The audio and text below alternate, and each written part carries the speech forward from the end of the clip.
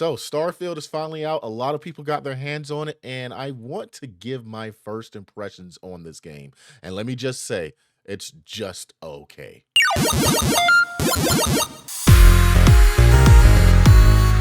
Welcome back to Nerdstorm Entertainment, everybody. It's your boy Nerdstorm here, back with another video. And today I'm going to be giving you my first impressions of Starfield.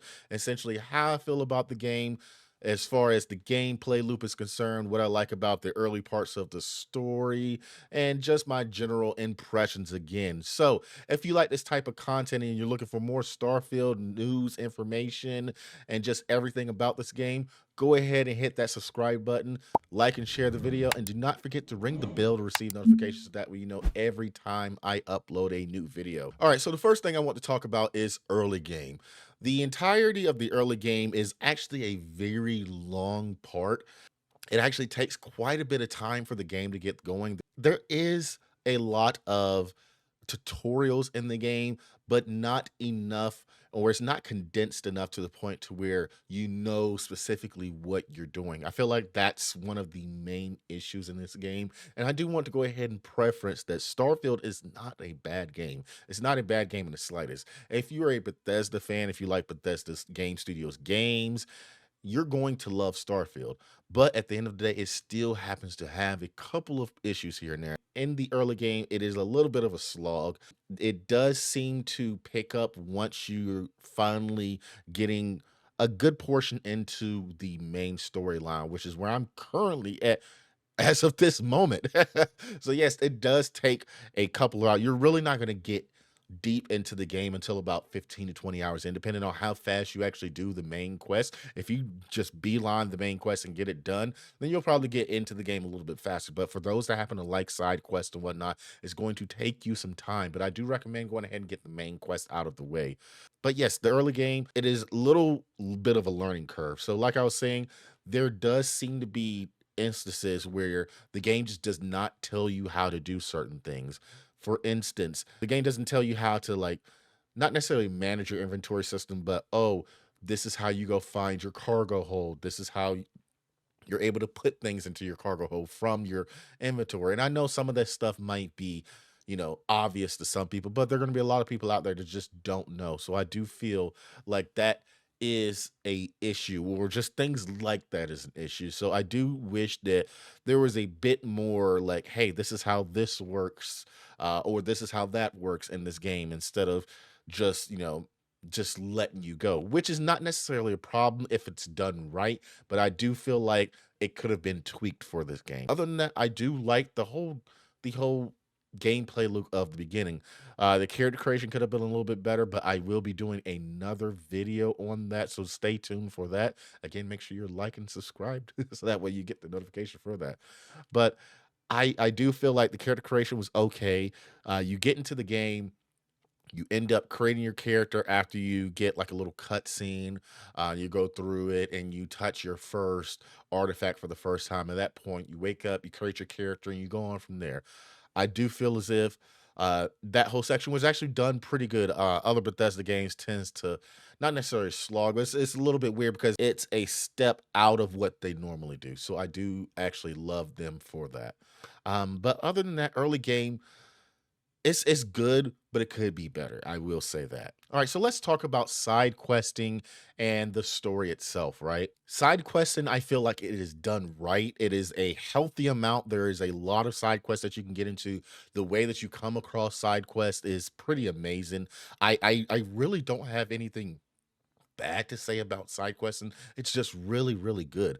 The structure of how they're, like I said, how they're given to you. There are some side quests where you can just happen to be walking in a city and you happen to hear two people talking, and you actually go up to them, listen to the conversation, and then boom, a side quest is given to you just because you're simply listening to somebody's conversation. Or you can just go out and find stuff, just pick up a random note on the desk or something that you happen to find in some type of um cave or whatever.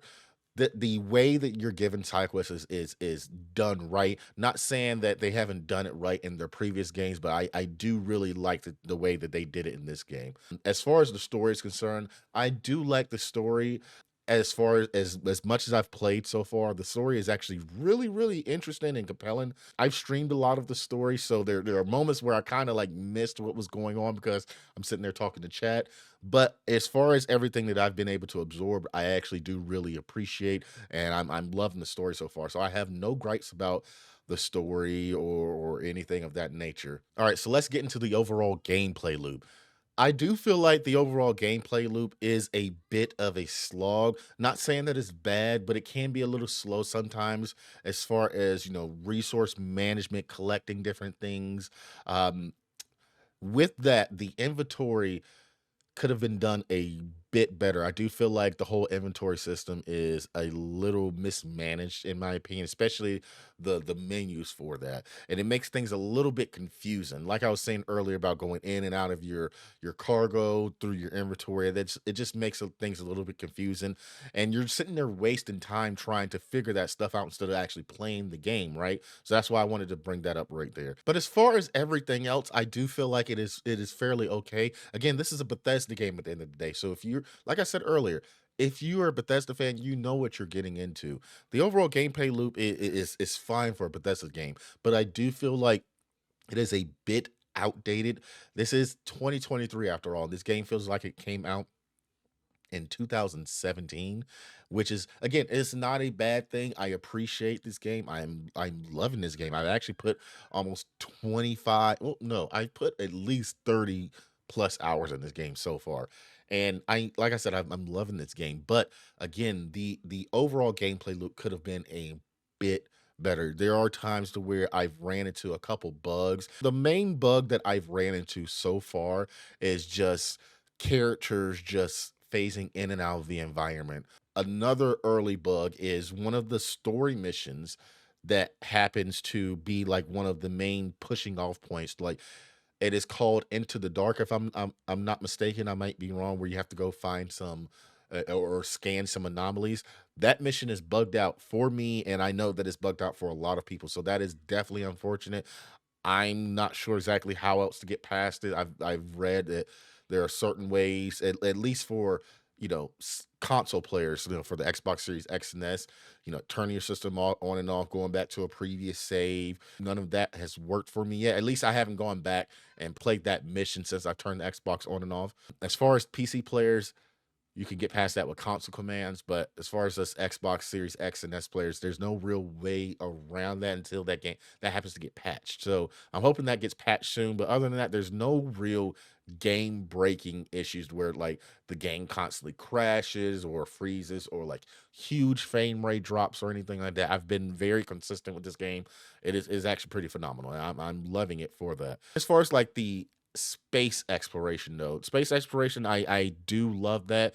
The only downside to it, there is a lot of loading screens, so if that's going to be a damper to you, then it is what it is. But it doesn't really bother me, especially for the fact that you can get past a lot of the loading screens by just simply going to straight to places. So for instance, if you happen to dock, if you want to dock to a ship or a space station and whatnot, instead of getting up, going to the hatch, going through a loading screen for that, besides the docking loading screen and whatnot, because that's technically a loading screen, go just get up and or just get out of the ship instantly because you get three options once you dock. You can undock, you can get up, or board the ship. For those particular instances, there are ways to get around loaded screens. Or like when you're actually trying to land on the planet, instead of just going through the planet menu and seeing exactly where you need to land, hold the actual scan button and it will pull up your scanner just as if you're on a planet looking for resources. And then you can actually see where your actual quest marker is and just click on that and hit land. That actually puts you instantly where you need to be, right very close to your quest marker. So there are a lot of ways to skip around cutscenes. But my overall thoughts of the gameplay loop, like I said, I'm loving it. I do wish there were a bit more tweaks, but I'm sure with updates and future DLC with this game, a lot of this stuff will be fixed. So I'm hoping that, especially for those quest bugs, these things can be fixed fairly soon because there are a lot of people that can't go on because of this stuff. So those are my overall thoughts and my first impressions. Again, there's nothing really bad that I can full on say about this game. This game's not like a Fallout 76 or a Cyberpunk 2077 where the game itself is just completely broken. This game is still, at the end of the day, it's a good game. It is a Bethesda game. So, like I've said multiple times in this video, if you like Bethesda games, if you like Skyrim, Fallout 3 or 4, this is essentially those games, but in space. So you know exactly what you're getting into. With that being said, I will be doing a full review of this game once I feel as if I've gotten plenty of time into this game and I can actually give this game the proper judgment that it actually deserves. If you enjoyed this video and you're looking for more Starfield content, go ahead and hit that subscribe button. And don't forget to ring the bell to receive notifications so that we know every time I upload a video. And please, please, please go ahead and like and share this video out to all your friends. That way they can see if they want to get into Starfield and get into Bethesda games period. Because again, this is a great, great RPG. If you've never played a Bethesda game or RPG, this might be the game for you. But with that being said, everyone, I will catch you in the next Starfield video. Peace.